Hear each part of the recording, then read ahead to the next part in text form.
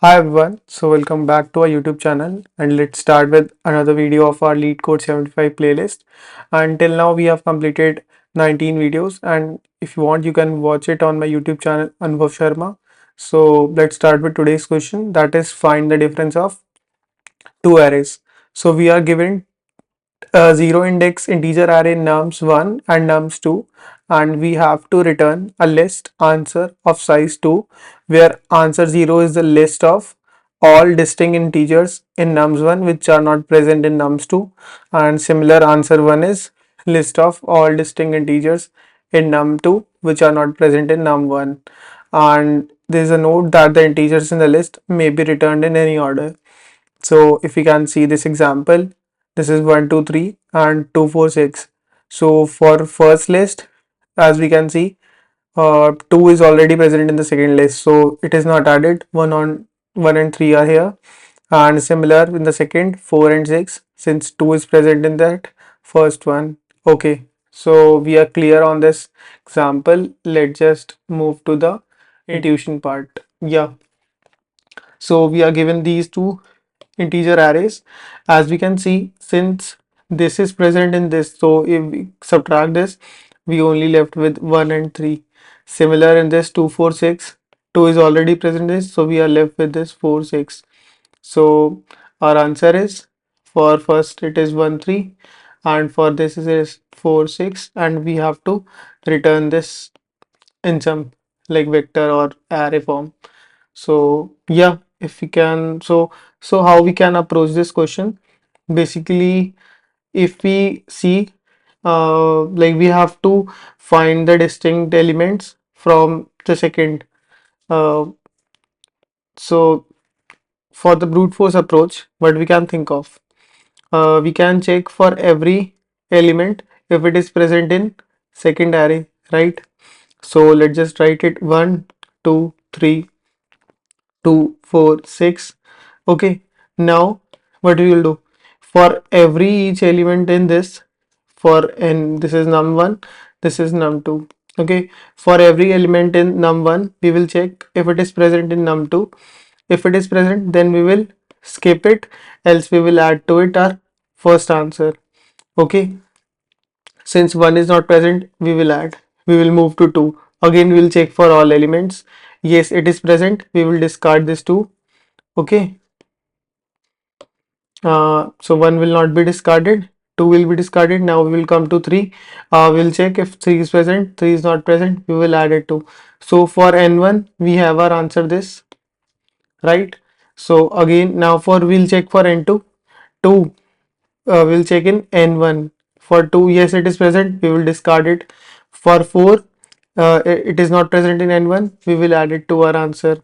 For 6, it is not in our answer, this num1, so we will add it to our answer. Now this will be one array, this will be two array, we will return it in an array form. So this is a brute force approach, right?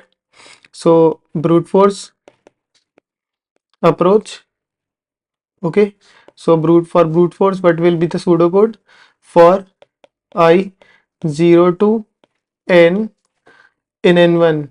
Okay, this will be length of n, this will be length of m. Let's just consider this is n length, this is m length.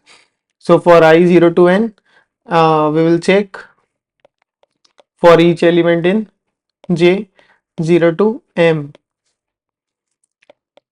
If for n1, what will check? This will be if array of I equals to array of j. Okay, we will basically we will have a check here which will be false, and we will check, update the check here. Okay, check equals to true. Okay, once we come out of this for loop, we will check if check if check is true. We don't have to do so, we'll add a negation side here. If it is false, then we will add it in answer 1. Okay, so this will be our pseudocode for this will be for n1. Okay, this will be for n1. We will do similar for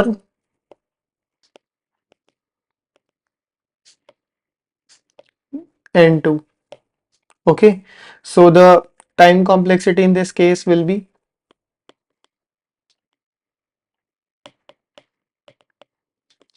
what will the time complexity? If we can see, this is going to n to m, so this will be big of n cross m, right? And space complexity will be big of 1. Since we are not using any extra data structure for storing, we are just using these answer arrays, which are not considered as a auxiliary space. So it will surely ask to improvise on this time complexity. So now the approach comes, which will be optimized approach. Okay, now what we can do, basically, if we can have this array nums1 equals to 1 3 1 2 and 3.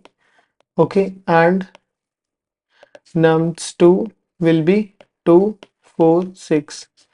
So what, so the logic is to, like, basically we have to check for each element in this second array.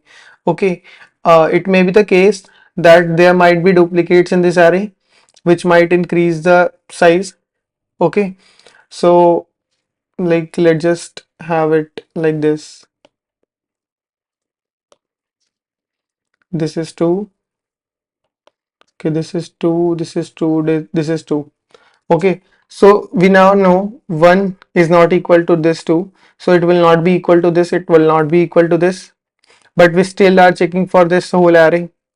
So what we can do, we can like have a set for this, set of 2, so it will be only one event and we have to check for this only. So what we can do, we can store, first step will be store all elements of first and second array in a hash set. Okay, so since nums1 all are distinct, so set1 will be 1 2 3 and set2 will be 2 only, since these are duplicates, so set only have like distinct elements. So now if you try to search for this, it will be like big of n complexity only, since this is only of size 1. Okay, so first step will be storing all the elements in a hash set. After that, what we'll do, now we will find like all elements of set 1 if we are, if it is present in set 2, and similar for the, like, vice versa. Okay, so like second step will be find all elements of set 1 in set 2 and vice versa. So this will help us in find all distinct elements that are present in this num1, which are not present in this num2, and similar vice versa when we do. Okay, so so the pseudocode will be like, we will have a set that is hash set. We call it hash set in like Java and unordered set in C++. Okay, unordered set that is of integer type s1 and s2. Okay, now we'll add, I'm not writing that code, add all elements of n1 and n2 in s1 and s2. Okay, now what we'll do, we will search for distinct, all distinct. Okay, we will have our first integer answer 1 array. Okay, we will take it as a vector. Okay, so vector of integer type answer 1 and answer 2. Okay, answer 1 will basically contains all the distinct elements of S1 which are not present in S2. Okay, so now for integer n in S1, so what we'll do, if S2 dot contains, or we can do a count method also in C++, if contains. Okay, now if it contains, that means we don't have to do else. What we can do, it doesn't contain, that means we need to add it in an answer array. So dot pushback n. Okay, so this will be our first for loop for adding all the distinct elements of S1 into a answer array which are not present in S2. Okay, now we will do similar for second, for int n S2 if S1 dot contains n, that means it is present, it is not distinct, that means we don't have to do anything else. Answer 2 dot pushback n. Okay, so this will be our answer. Now we just have to return answer 1 and answer 2. So this will be our pseudocode for this approach. Okay, now the time complexity. So this is a for loop which is running for like all the distinct elements of S1. Let's just say all elements are distinct. Okay, so this will be of S1 is of size n. Okay, and S2 is of size m. Okay, let's just say this is a size. So this contains, since this is a hash set, so the searching time is big of 1. So this for loop will be big of n only. Since this is big of 1, so n into 1 is n, and similarly this will be of big of m only. So the overall time complexity will be big of n plus big of m, that is big of n plus m. Okay, now for the space complexity, since we are using one set for both the arrays, so similarly big of n plus big of m, that is also equals to big of n plus m. Okay, so these will be the space and time complexity. So yeah, let's just move to the coding part to like better understand the approach and the coding solution. Okay, so yeah, so what we'll do, we will take unordered set. We can take we will take hash set in Java. Okay, so let's just name it S1. So this is a way of adding all the elements of nums1 to S1, nums1, and okay, similarly we can do for S2.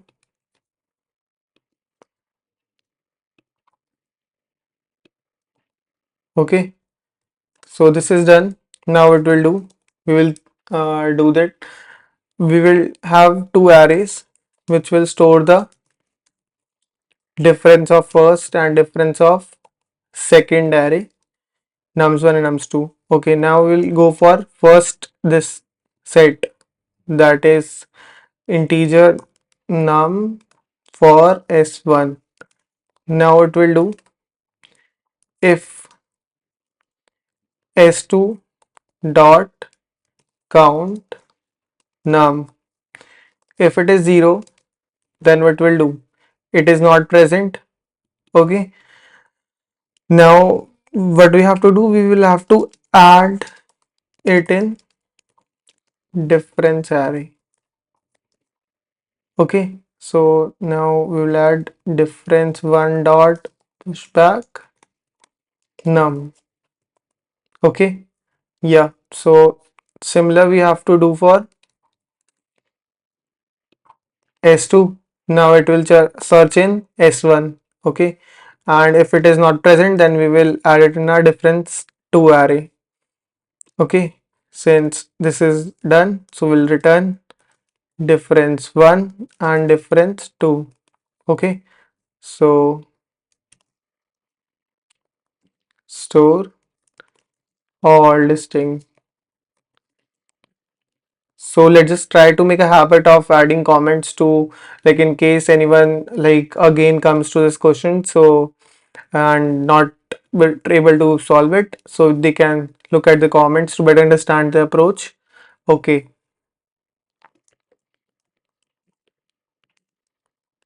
Num1 array. Okay.